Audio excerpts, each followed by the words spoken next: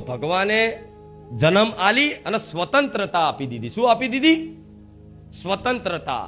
કે જાઓ, હવે તમને જન્મ મળ્યો છે તો તમારો જન્મ પહેલા કેમ થયો છે ધરતી પર, એ પ્રશ્નનો જવાબ ખોરી લો.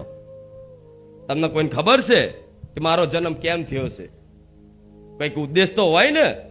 તો ઉદ્દેશ ખાલી મનુષ્ય જીવનનો એક જ ઉદ્દેશ છે, એકમાત્ર ને એક જ ઉદ્દેશ છે કે ભગવાનની ભક્તિ કરી, ભગવાનનું ભજન કરી અને ભગવાનને પામી લો અને કાયમ માટે સુખી થઈ જાઓ.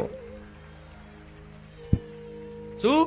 ભગવાનનું નામ જપ કરી લો, ભગવાનનું ભજન કરી લો અને કંઈક સત્કર્મો હારા જીવનમાં કરી લો, તમારથી થાય એટલી સેવા પરોપકાર કરી લો અને ભગવાનને રીઝી લો. આ મનુષ્ય અવતાર મળ્યો છે તો ભગવાનને રીઝાવવા માટે મળ્યો છે. એ માલિક છે, એ સ્વામી છે.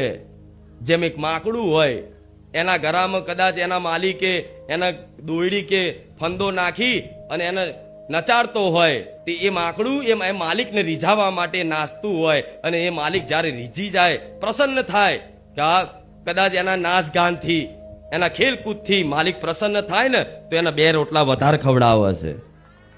અને જ્યારે એ માકડું દોરી ગળામાં લગાયા પછી તે આમથી આમ ઉછલકૂદ કરતું હોય, આમથી આમ કૂદકા મારતું હોય ને, તારે એનો સ્વામી એને લાકડી મારી અને એને સીધો કરવાનો પ્રયાસ કરતો હોય છે. જોયા છે ને માકડાના ખેલ? બધાએ જોયા હશે. તો લાકડી કેમ મારે છે? એને સુધારવા માટે. કેમ મારે છે? સુધારવા માટે. કે લાય કંઈક કરતા લાકડી મારું તો એ સુધરી જાય અને મારું કીધું કરે, મારા કીધા અનુસાર રહે. તો ભગવાન એવું ઈચ્છે છે કે તમે ધર્મના માર્ગે આવો, સતના માર્ગે આવો, કોઈનું અહિત ના કરો, કોઈનું ખોટું ના કરો, બેમાની ના કરો, ચીટિંગ ના કરો, માંસ મટન ના ખાઓ, આડાઅવરા વ્યસનો ના કરો અને બસ સાચા માર્ગે આવી અને કોઈ પશુ પક્ષીઓની સેવા કરતા થઈ જાઓ, નામ જપ કરતા થઈ જાઓ, માંસ મટન દારૂ છોડી દો અને જીવનમાં તમારથી થાય તો કોકનું ભલું કરો, એવું ભગવાન ઈચ્છે છે ને. એટલે તમને મોકડાની જેમ લાકડીઓ પડે છે તાર હાલ. આનું બીજું કોઈ કારણ દુનિયામાં કોઈ એવું કહેતું હોય કે આ નડે છે, પેલું નડે છે, ખુખાર મેલડી ગેરંટી મારીને કહું છું કે દુનિયામાં કશું નડતું નથી.